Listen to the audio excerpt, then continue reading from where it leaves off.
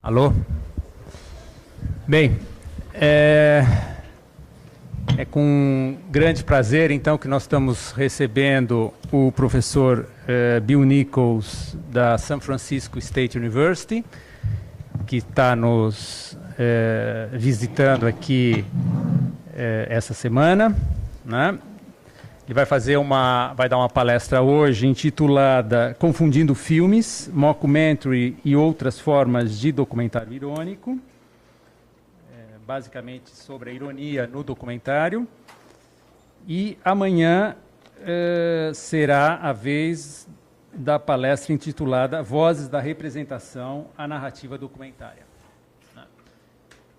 Infelizmente houve um problema, nós não vamos ter a tradução simultânea, né? Mas eu pedi para o professor falar lentamente e pronunciar cada palavra, e se houver alguma dúvida no transcorrer da palestra, alguma dúvida em termos do sentido do que ele está dizendo, se alguém não entender, pode levantar e fazer a pergunta e ele vai repetir, tá? No final a gente abre para o debate. Então, as perguntas em termos de uma resposta propriamente e em termos de esclarecimento da compreensão ou do pontos para debate, a gente deixa para o final, né? E no início, durante a palestra, a gente vai abrir para intervenções em relação ao sentido para quem não entender o inglês, né? Mas eu tenho certeza que a coisa vai ser possível, e acho que amanhã a gente vai ter tradução simultânea. Houve um pequeno problema de produção e a coisa não ficou pronta para hoje. Eu vou fazer uma breve apresentação da obra do Bill Nichols antes da gente apresentar, e depois vou passar a palavra para ele, né? O professor Bill Nichols tem uma ampla carreira na área de estudos de cinema, tem mais de 100 artigos publicados, foi presidente da Society for Cinema Studies, que corresponde à SOCINE, lá dos Estados Unidos, a Sociedade Brasileira de Estudos de Cinema. As suas principais obras eu gostaria de mencionar apenas para situar um pouco a produção do professor dentro do contexto dos estudos de cinema, né? O seu primeiro livro foi Newsreel Documentary Filmmaking Filmmaking on the American Left, um livro sobre filmes de atualidade, de cinejornais, né? Dos anos 30, nos anos 40. A sua primeira obra, que eu acho que tem um contorno mais teórico e com uma perspectiva a partir da qual ele vai desenvolver dentro da sua carreira uma série de pontos que já estão lá contidos, né, dentro do horizonte da teoria do cinema. Foi A Ideology and the Image, Social Representation in Other Media. Esse é um livro de 1981, que é seguido em 1985 por Movie and Methods, an Anthology. É uma antologia com uma série de textos em teoria do cinema. Esse livro marca bastante o ensino de cinema nos Estados Unidos nos anos 80, nos anos 90 e até os dias de hoje. É uma antologia que foi usada de uma maneira horizontal, de uma maneira bem recorrente pelos cursos de cinema e de audiovisual, de estudos de cinema nas universidades americanas, né? Ele teve como base um pouco as ideias desenvolvidas no Ideology and the Image. E esse livro é então seguido por o Represented Reality, Issues and Concepts in Documentary, né, que é o livro-chave. Nenhum deles está traduzido para português. O Represented Reality é de 1991. Né? De uma certa maneira, ele introduz os estudos de documentário dentro do horizonte contemporâneo, né? Então, aí acho que a gente tem um casamento entre a parte de teoria do cinema e a reflexão sobre documentário, a parte de teoria de cinema que ele já vinha desenvolvendo aí nos últimos 10 anos, e a parte de documentário que a gente já vê no Newsreel, seu primeiro livro, né? Então, na realidade, é o encontro da teoria do cinema com uma nova produção de documentário aí dos anos 80, dos anos 90, incorporando o cinema direto, enfim, todo esse horizonte do novo documentário dos anos 90. No meu ponto de vista, é o livro para o novo documentário. É o momento em que a reflexão teórica encontra a nova produção documentária, né? Nessa linha, em 94, portanto, 3 anos depois do Representative Reality, ele publica o Blurred Boundaries, Question of Meaning on Contemporary Culture, né? Contemporary Culture, que é um livro que ele vai desenvolver a ideia do modo performático, né? No Representative Reality ele estabelece os modos, né? O modo expositivo, o modo observativo, né? Enfim, os modos do documentário, que é uma ideia bastante influente, que exerce marca toda a reflexão sobre documentário aí nos anos 90 e nos anos 2000, né? Há toda uma série de livros, né, e de pensadores do documentário que vão trabalhar com esse horizonte conceitual do Representative Reality, que de uma certa maneira, desenvolvido e sofisticado no Blurred Boundaries, em torno de temas específicos, mas o Blurred Boundaries é um livro de ensaio, né? Em seguida, você tem aí um certo intervalo, publica sobre filmes de vanguarda, né? Male Daring and the American Avant-Garde, esse é de 2001, né? Em 2005, ele publica, que é traduzido para o Brasil, Introdução ao Documentário, que a gente tem em português, no qual ele realiza um apanhado dessa teoria, dessa sua reflexão sobre o documentário. Eu acho que é um livro para os estudantes, é um livro que é um livro de introdução propriamente, mas eu acho que vai além do que uma simples tradução, mas revela um momento em que ele pode olhar para trás e ver o horizonte da sua contribuição para o pensamento documentário propriamente dito, né? E aí os 2 livros que eu chamaria de os livros contemporâneos do professor Bill Nichols. O Engaging Cinema, Introduction to Film Studies, de 2010, que é um bom livro de introdução aos estudos de cinema e que não se restringe ao documentário, ao horizonte da reflexão sobre o documentário, é um apanhado geral do pensamento sobre cinema, né, sobre cinema de ficção. Também é um livro introdutório, onde são expostas ferramentas para análise fílmica, exposta inclusive como se escrever sobre um filme, né, e se realiza uma abordagem analítica da arte cinematográfica, né. E em 2011 nós temos o The Cinema's Alchemist, The Films of Peter Forgax, né, que é uma coletânea que é organizada junto com o Michael Renov sobre o cineasta Peter Forgax. Inclusive o Bill Nichols participou de uma mostra que foi organizada pelo CCBB, pela Patrícia que está aqui, sobre a obra do Peter Forgax, né? E então nós temos esse livro que ele lançou, né?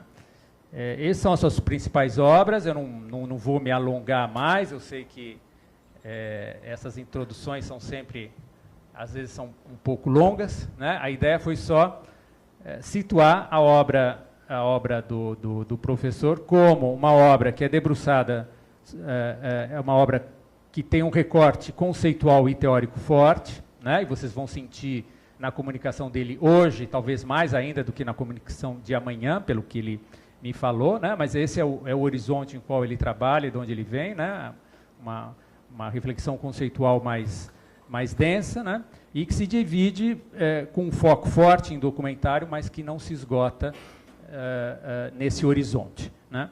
Então, sem mais delongas, eu passo a palavra ao professor Bill Nichols. Thank you very much. This is working. Thank you, Pranal, for a very generous and long introduction. I don't think I've done that much. And I will try to remember to speak lentamente. Lentamente.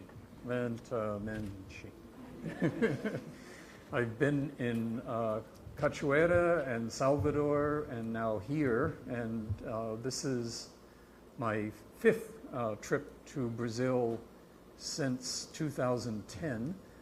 It's a miracle that I keep coming, and every trip has been just very wonderful. So thank you again, and I hope you will enjoy the talk.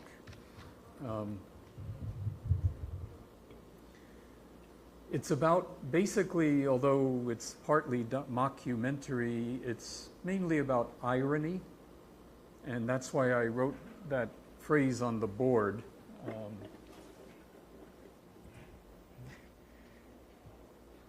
I'll come to this later, but it's a little hard to grasp because it's basically, it's saying what I am telling you doesn't mean what I am telling you would mean. You know, it's like a twist. And I think that twist is the source of irony. So we'll come back to that. There's also this quote from Martin Buber's book, I and Thou, or I and You. All actual life is encounter. How do we encounter other people? What happens when we meet someone? How do we determine if they're a friend, an enemy? Will they become a friend or become an enemy? Will we get along? How do we signal to them that we want to be friends? It could be romantic, it could be intellectual, it could be sports or social. But how do you encounter other people? This is a large topic, and documentary is full of examples. How do people meet other people? Sometimes with a camera, and sometimes people who meet and interact without the camera, but in a film. So that's what I'm going to focus on and try to show how mockumentaries is not a good word, and the books, there are two books I know of that are in English that are on mockumentary, are not particularly good books. They're good, they're worth reading, but I think they confuse mockumentary with fiction that pretends to be documentary. And I don't think that is adequate. I think mockumentary is really a type of irony. So I want to try to show how that's the case. So I'm going to begin with an example. It's a film that I will let you encounter, and then we'll talk a little bit about it after you see this clip. Okay, could we do the first one? Yeah. Is this in the way? Is that? No.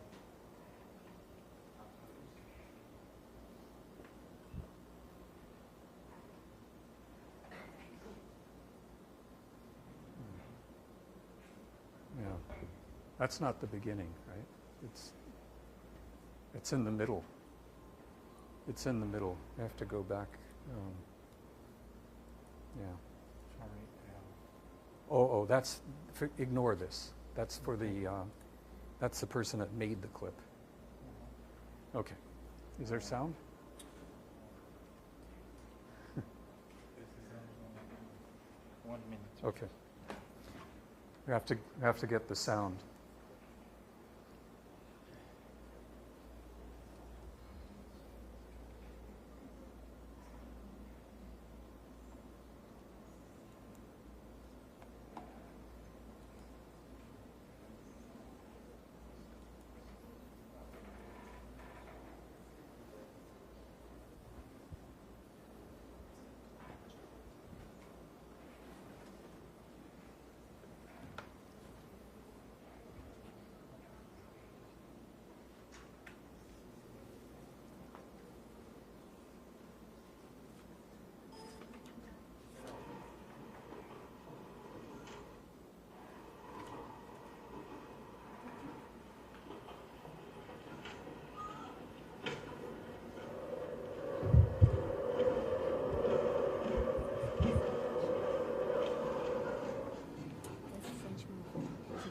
Belgium.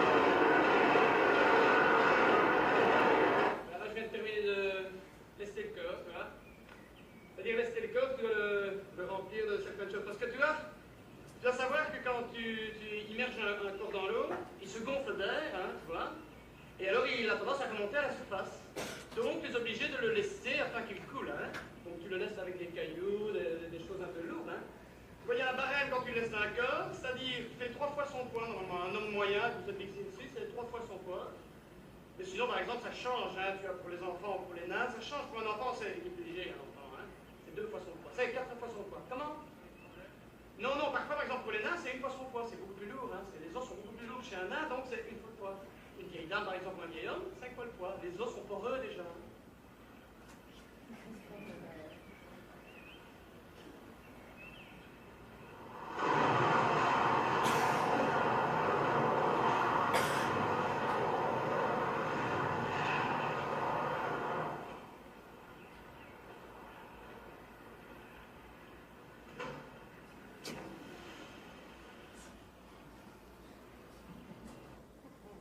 Okay. That's, as you can see, how the film begins. That's the beginning of Man Bites Dog. So I didn't want to say anything about it so you could experience it for yourself. And you may have, as the film began, wonder, what kind of movie is this? Is this a fiction? Is this real? Why is the camera filming a real murder? If it's not real, what's happening? What's going to happen? So I think the handheld camera, the black and white, the long take, all suggest there's some reality to it, but we probably are not sure the first time you see Man Bites Dog. It's not clear. Then we cut to the killer talking about how he gets rid of bodies. And this is a little like the scene at the beginning of This Is Spinal Tap, where I forget which one, but the musician talks about his amplifier going up to 11 instead of 10, because 11 is more, and amplifiers only go 1 to 10. So they have this silly conversation about 11, how loud 11 is. And here he's talking about how much weight to add to midgets and old people and infants. And it begins to sound a little strange. Later, if you watch the DVD bonus, you learn that the killer is one of the 3 filmmakers, and that this film from Belgium was made as a mockumentary. So I think before we know what kind of film it is, when we're asking what kind of encounter are we having, that this is where irony really has its effect. It's destabilizing. It makes us unsure what's happening. And our cognitive process of figuring out what is real is befuddled or confounded. It's confused because we don't know what kind of message is this message. It raises, as you watch, questions of ethics. Why is he filming a murder rather than stopping a murder? Why is he talking about all these different weights and the camera is just recording it as if it's fishing instead of killing? And I think the thing that tips the film strongly toward irony is when he tells us all this information about how to deal with the body, dumps it over the bridge, and it lands in water that's only this deep. So no matter how much weight he puts in the bag, it's not going to sink. It has nowhere to go. It's just on the surface. And I think that gives you a strong hint that something is different here. This is not entirely serious. It's ironic.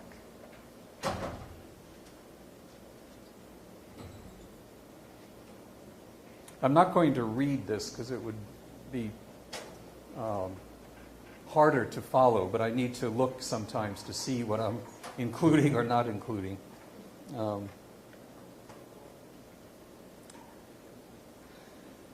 When Martin Buber said all actual life is encounter, it's in his book, he's talking about how we can meet and encounter someone and feel a profound sense of connection, which he calls I-you in English, as opposed to I-it, where you think of another person objectively as someone you will get something from, like a bureaucrat or a bus driver. The I-you is an encounter where you meet the other person as a full human like yourself. So it's two different kinds. And all actual life is encounter for Buber, where we have to decide, is this a relation of I and you, or is it a relation of I and it, where the other person becomes an object? And I think this is, again, part of what's at stake in irony. I'll come back to this at the end. But in real life, it's not as easy to decide what it is. People often are either deceptive or self-deceptive. Sometimes we deceive ourselves and don't know what we want or don't mean exactly what we say. Sometimes people try to get something underhandedly. Sometimes people are confused about what they want.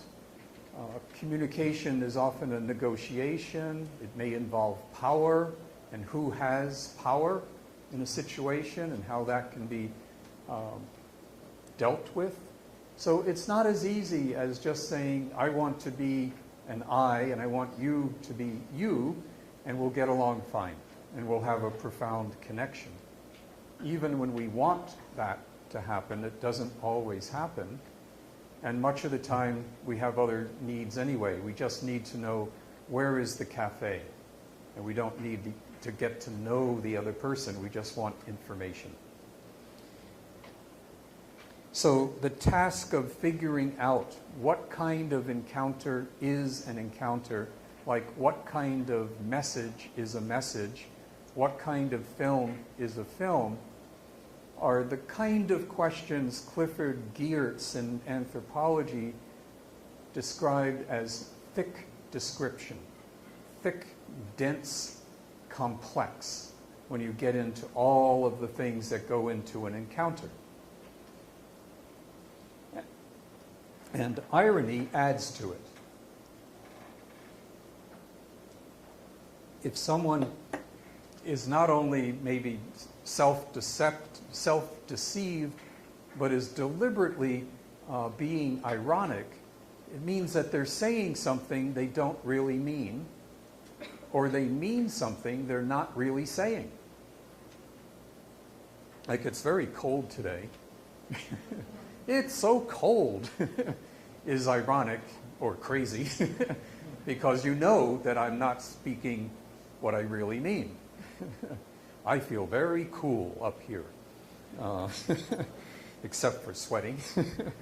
But there's an irony. You know, sometimes irony is humorous, sometimes it has other effects, which we'll come to. It's a little like, and this is another person that influenced what I'm saying today, what Gilbert Ryle, a British philosopher, said about winking. As you know, whenever you're awake, your eyes blink, and you don't pay attention, it doesn't matter, it's just your eye taking care of itself. But sometimes we wink. And when we wink, we are trying to send a signal. And the other person, to understand what we're doing, has to know it's a wink and not a blink. Right? So you're just going, sort of hello, or something with your eye by winking. Now it can get more complicated because someone who winks can then parody a wink and exaggerate and make it into, oh yeah, that's a real wink, kind of. And you recognize that it's not a real wink, it's a parody of a wink. This is getting a little complicated. But we're able to understand these things amazingly well. That's part of being human, is we learn how to figure out what kind of message is a message. But irony makes it harder. And it confuses, I think, then what cognitive psychologists call schema or schemata, the way we process information to make it all hang together. Irony is one of those complicating factors where you know a language, you know a body language, a verbal language, and then someone winks. And they're saying, I'm not saying what I mean, or I'm not meaning what I say, I'm winking. I'm putting what I say in quotation marks, like this is really hot today, or this is really cold today.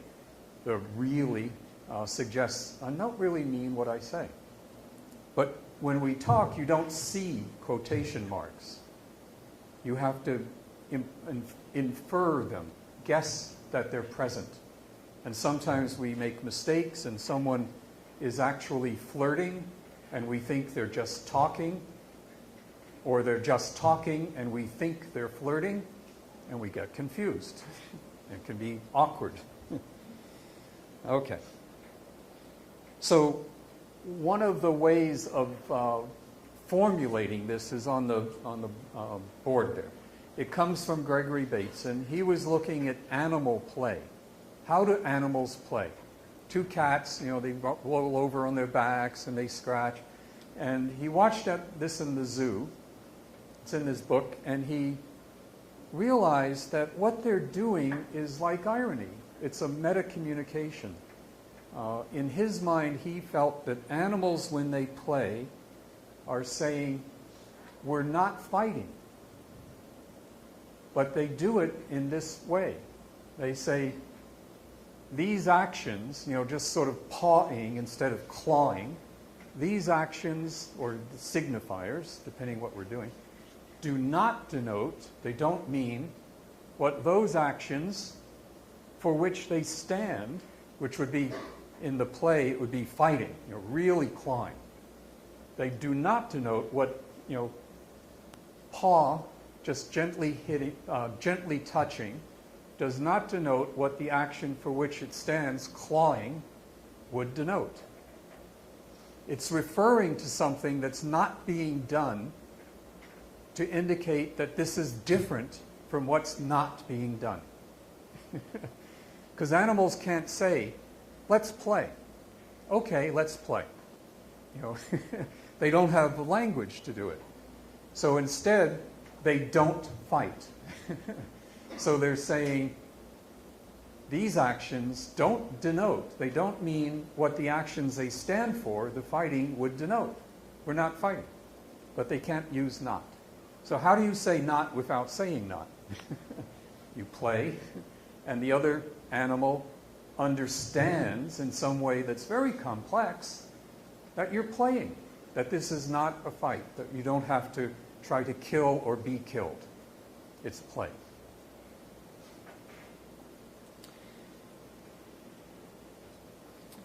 This is what I think the books I was mentioning on mockumentary get wrong, because they say mockumentaries are not documentaries. Documentaries cannot mock themselves. Mockumentaries are fictions that pretend to be documentary. It's a good start, but I don't think it's quite right, because I don't think all mockumentaries are fictions. And I'll show you Land Without Bread is one example, Louis Buñuel. I think Land Without Bread is, in some way, a documentary. It's not a fiction, but it's not what it seems to be. So I think it's a good start, but not the best way.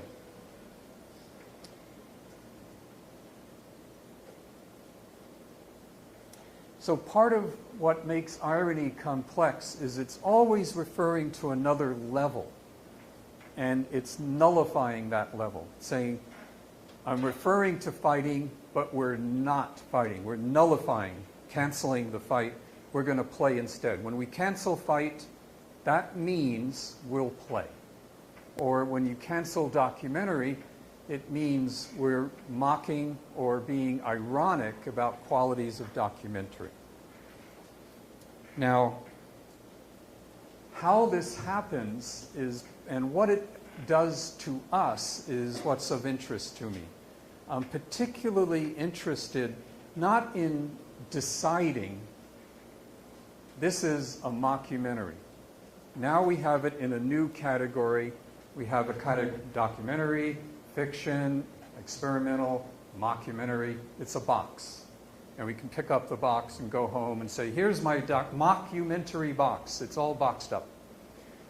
That doesn't interest me. What interests me is that moment, like in the beginning here, when you wonder, what's going on? Are we fighting or are we playing? Is it real or is it pretend? And there's a process there that's confusing. We feel confused, if it worked. It doesn't always work for everyone. And that film, Man Bites Dog, does not use not. It doesn't use the word not. So it doesn't say, this is not a documentary. It infers or implies it's not a documentary by what it does. By the exaggeration, by the body almost bouncing off the bottom of the river, by the man being so exaggerated, by the camera in a long take filming a murder and acting like it has no reason to intervene and do anything. So there are ways of indicating not without saying not.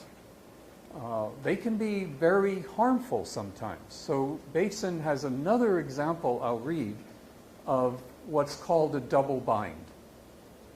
And these are double binds that are experienced, where you feel, I don't know what to do, because if I do this, I'm wrong. If I do this, I'm wrong. What do I do? Now, there are ways to solve it, but I think when you watch a film and are confused, it's similar to a double bind before you know what it is. After you know what it is, it sort of settles into a box. So here's what he said. This is about a mother and her son. The son is in a hospital. His mother comes to visit. The son was glad to see her and impulsively, suddenly, put his arm around her shoulders. Right? Just, Mama. You know, and he hugs her. Hi, Mama. What does Mama do? Mama stiffens. He goes, she stiffens, you know, pulls back. What does that do to you? You feel, uh-oh. So the son, she stiffens, he pulls back, you know, protective. And what does the mama say? She says, don't you love me anymore? Hug, stiffen, pulls back. Don't you love me anymore? So he starts to blush. He feels embarrassed. You know, maybe I don't love her. I didn't show it right. I did something wrong. And she says, son, you shouldn't be embarrassed by your feelings. What do? You try to show love, and you're told it's not right because of the stiffening. You don't show love, and you're told it's not right. You can't win, right? As long as the mother is defining the frame and saying, this is what love means, and it means contradictory things, you can't win. It's a double bind. So I think something like that happens when we're watching a mockumentary or an ironic text before we know what it is. It's that moment of indecision. It's a little like Magritte's painting, Ceci n'est pas une pipe. You know, this is not a pipe. What? Because it's a painting of a pipe. So how could it not be a pipe? Well, because it's not a pipe, it's a painting. But you have to, process that. And at first, when you see a painting of a pipe that's not, it says, this is not a pipe, it's like, what? Like if you see a painting of Simon Bolivar and it says, this is not Simon Bolivar. Yes, because it's a painting. But it creates that confusion. Okay. So this idea of the confusion, I think, is one that's often the case in documentary because we want to believe they're real. We want to embrace, like the son with the mother, we want to embrace documentaries as in some way containing reality. And then sometimes the film backs up and we find, whoa, I was wrong. What do I do? So in that sense, I think there is with this a feeling of paradox. Something is and isn't at the same time. It's like it is a documentary, it is not a documentary. It's not saying what it means, it doesn't mean what it says. How can that be? There's something with paradox, something befuddling. I was asking Gilberto before the talk, do you think this will be clear? And he said, of course, it's Brazil. And I think we all have times in our cultures where we experience paradox. Things just aren't the way they seem. But we play along often as if they are. So let me show you another example. You've probably seen, in fact, let me just quote from Montaigne, because he's the beginning of the essay, and the essay is one of the beginnings of documentary, where people are talking about their real feelings and real life. And one of the things Montaigne says that is a little puzzling, excuse my inadequate French, but it's Je ne me trouve pas où je me cherche, et me trouve plus par rencontre que par l'inquisition de mon jugement. That is, I don't find myself where I try to find myself, and I find myself through encounter more than through my rational thinking or judgment. So he's writing these essays of rational judgment and saying, hey, I'm not there. Like that film about Dylan, I'm not here. But he's doing it anyway. And it's paradoxical that he's investing all this effort in reason, and then he's saying, this isn't where I find myself. I'm somewhere else. I really exist in, like Buber says, encounter with others, lived face-to-face encounter. So what happens when Luis Buñuel encounters the Jordanos of Spain? I want to show you a couple of clips because he really constructs very deliberately an ironic tone in the film. So, The Land Without Bread.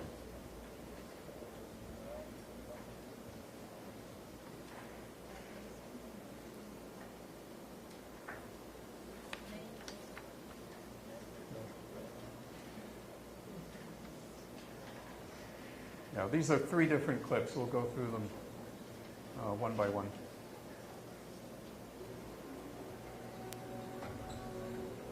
The months of May and June are the hardest.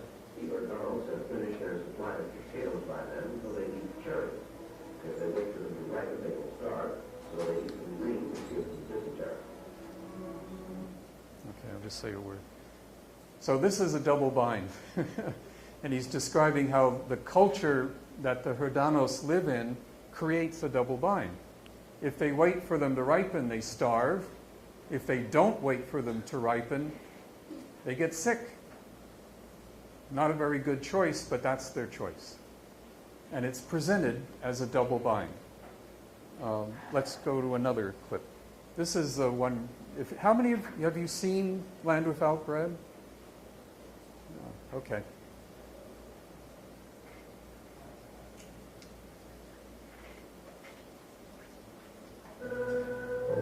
Olive trees grow in the most fertile areas, although the food is often destroyed by insects. Along the mountain, mountain goats are best suited to this terrain. Their milk is saved for the sick, and soaked bread given to them by the beggars who bring it from outside.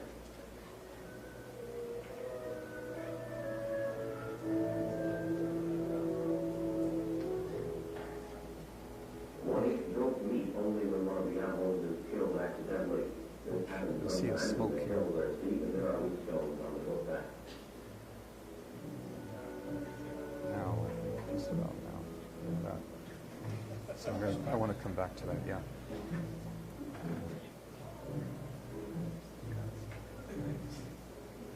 So is this real?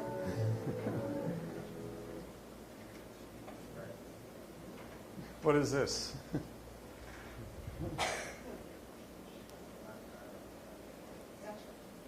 He says they only eat goat meat when a goat falls accidentally, and we see, boom. This is 1932 or so. This is very early, and I would not say this is fiction. You know, I would say this is a documentary that is very ironic, surreal, and critical of most films about other culture, which was very big in the early days of ethnography in France in the 20s, that Picasso and many artists were interested in.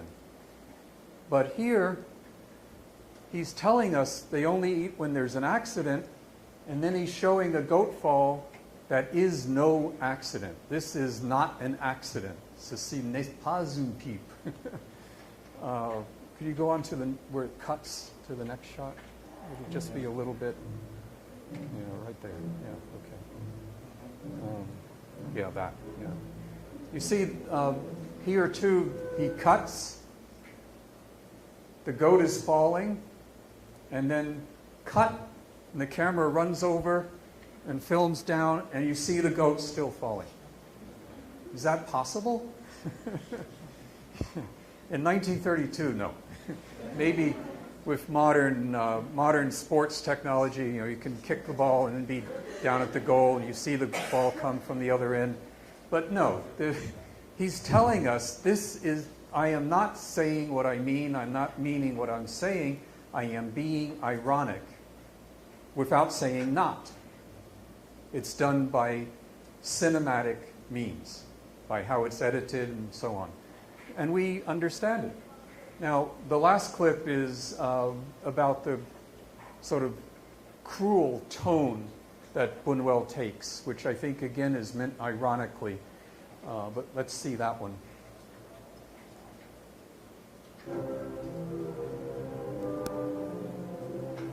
Midgets and cretins are common in the high day.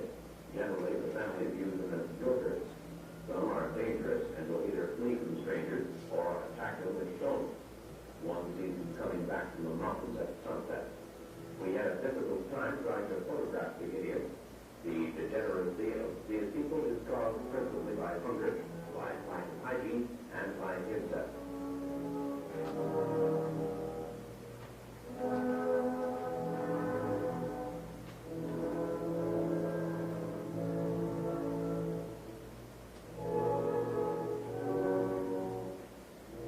The smaller one you can see here is 28 years old.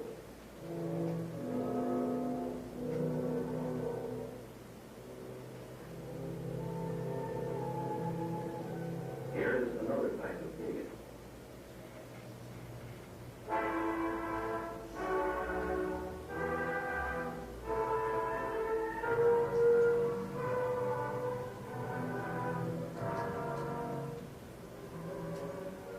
Another idiot. They are almost wild. We were able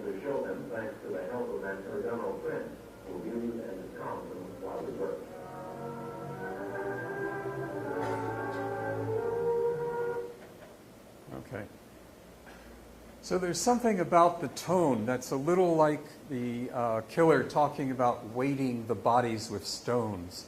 It doesn't quite feel right. It feels quite brutal. It feels savage. It's like an I-it relation, not I-you at all. And there's no reason. There's no sense that the people he's filming are really wild or dangerous or harmful. They look quite innocent.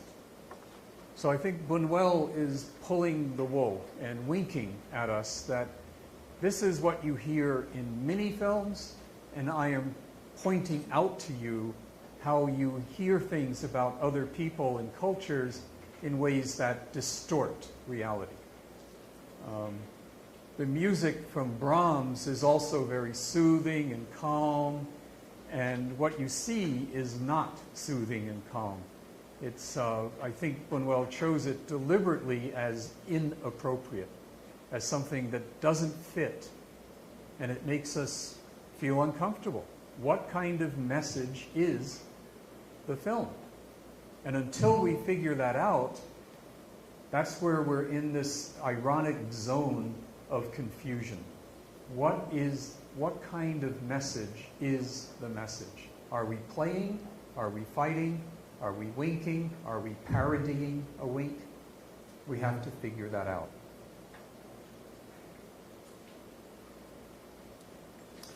Okay.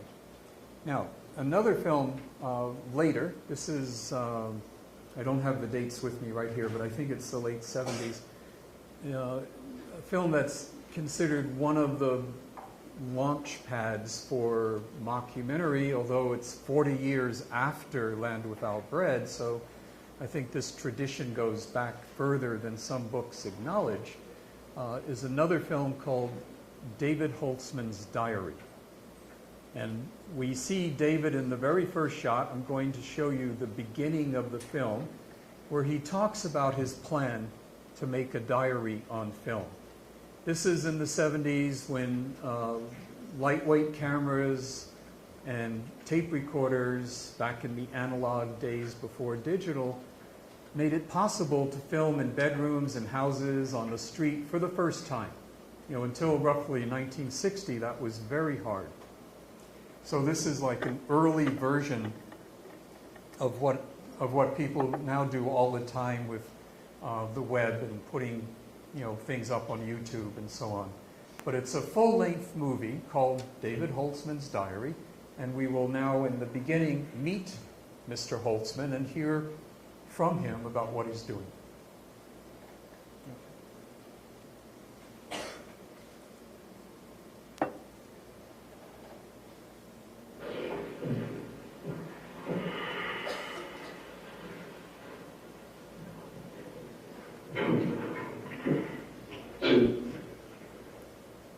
This is okay. This is July 14th, 1967. 68? Oh, okay. This is serious. This is serious.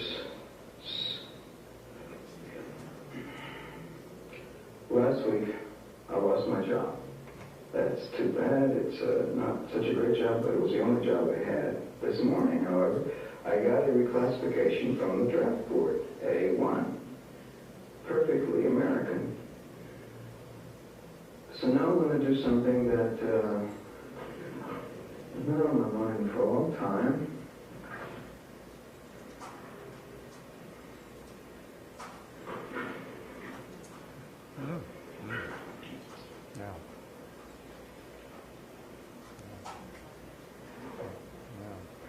Cameras in the mirror. Objects, people, events seem to speak to me. They seem to carry some meaning that I can't quite get.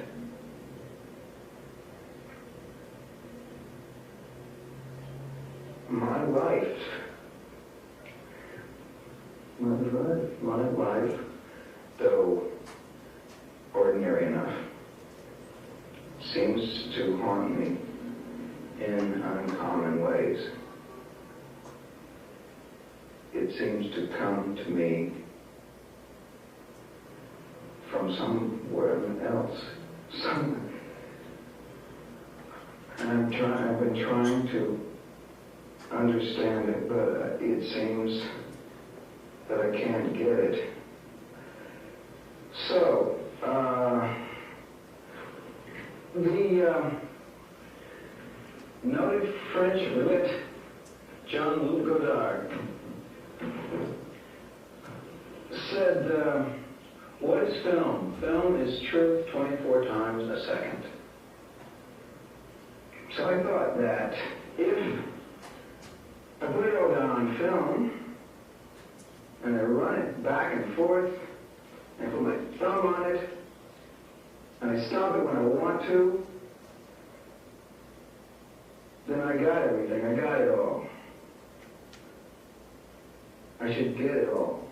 I should get it all. I should get the meaning. I should understand it. So this is what this is going to be. I'm going to make a diary. Like the famous Lulu's diary, my diary.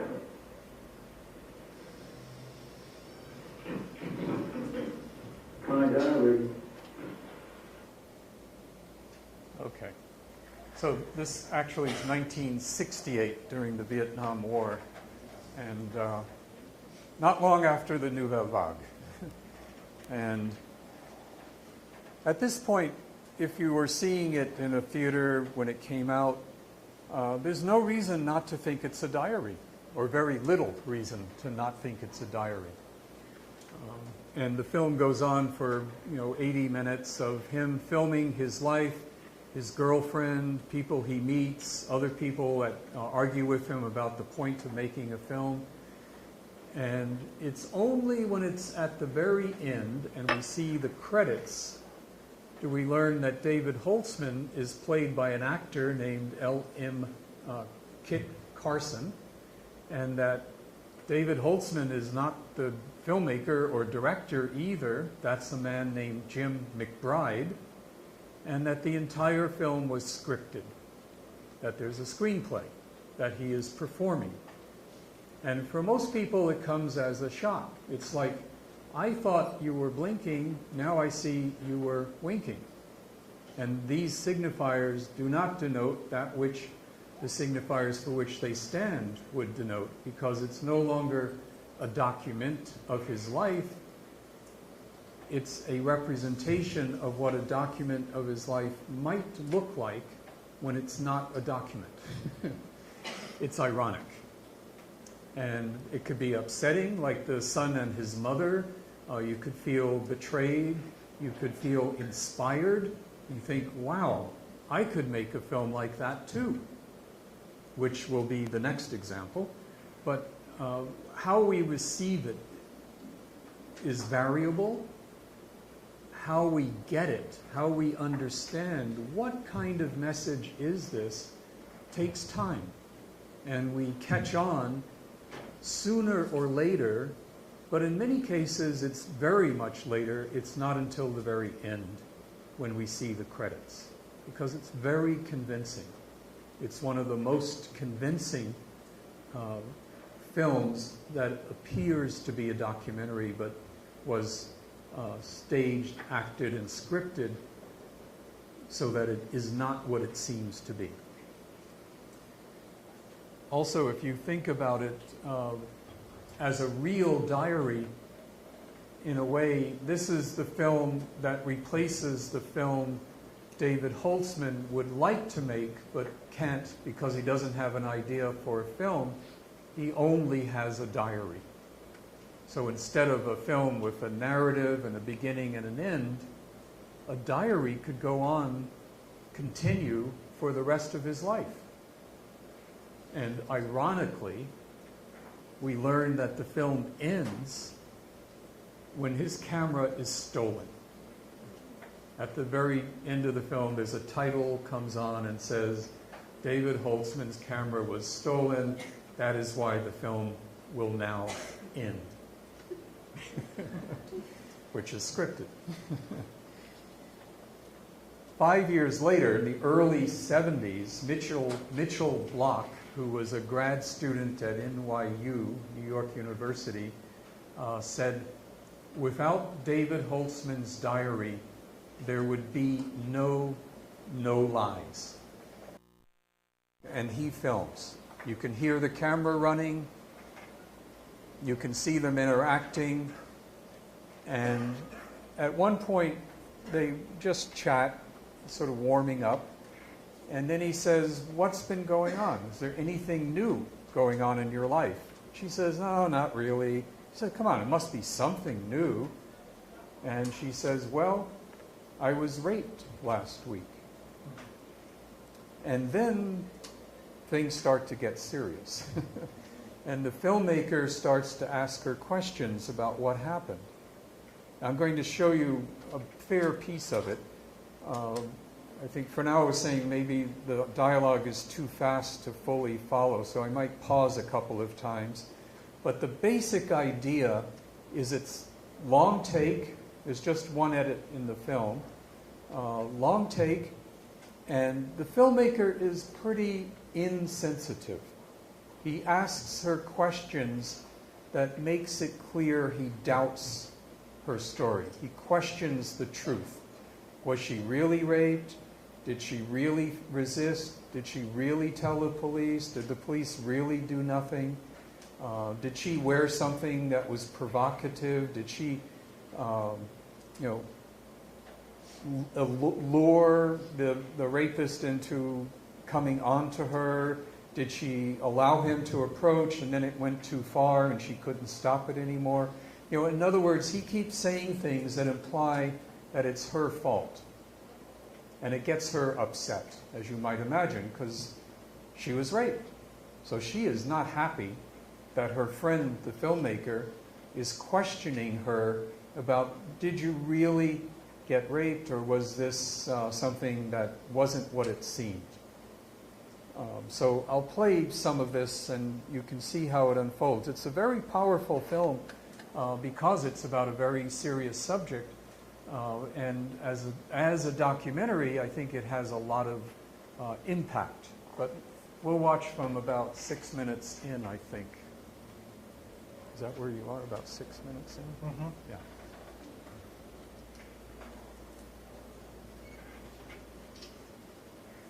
Oh, no, 11 minutes in. Yeah, we're going to fast forward to 11 minutes in, so we'll see the last 4 minutes or so.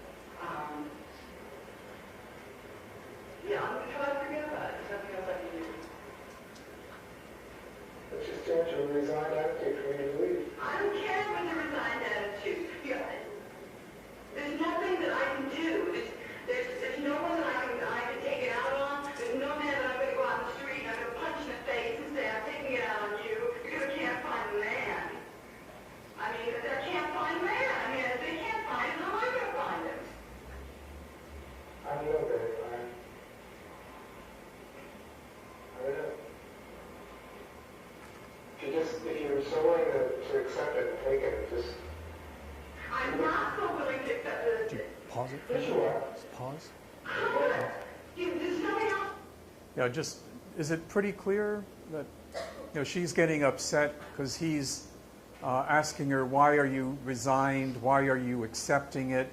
And she says, what can I do? I don't know who it is. I have no way to find them. The police can't find him. I have no choice. And she's getting angry at him for thinking she should do something like a Western, where you put on your gun and ride after the bad guy, when she really has no power, no agent, no way to do something. Okay.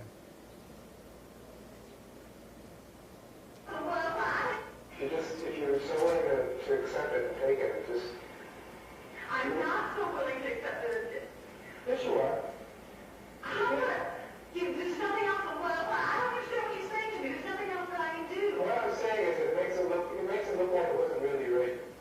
Or it wasn't so much of a rape. Maybe it started out that way, but she just said, wait a